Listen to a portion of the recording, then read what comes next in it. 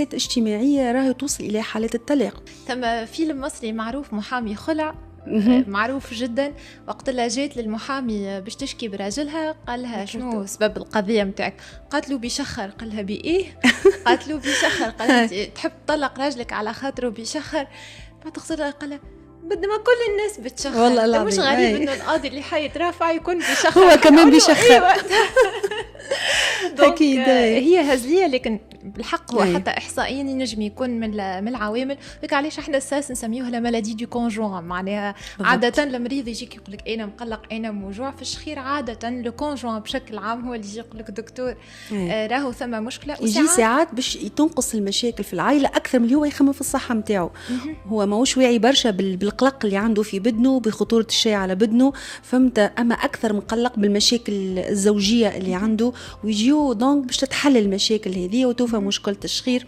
وحاجة كي موتيفا لا كونسلتاسيون ما يسالش معناتها في الآخر ليسونسيل توفى المشكلة هذه. والعواقب الاجتماعية من بين المضاعفات متاع المرض هذا كيما المضاعفات الأخرى. وهنا نحب نصلح الحاجة المعلومة الشائعة اللي يقول لك الشخير ما فيش الدواء، ما يداويش الشخير، راجل مشاو ما يداويش وكذا.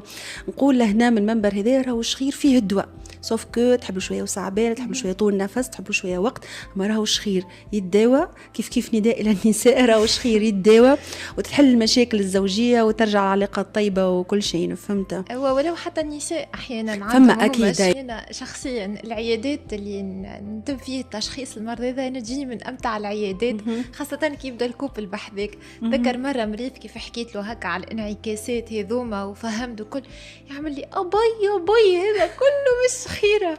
وبعد كيف تفهموا اللي انت راهو خاطر عندك انسداد وكل، يبدا يقول مرته ايريت قلت لك مانيش بالعاني اي كلي رفعت عليه ما شخرش بالعاني راهو. فحاسيله تصير لحظات فارقه في الكوبل في الكونسلتاسيون.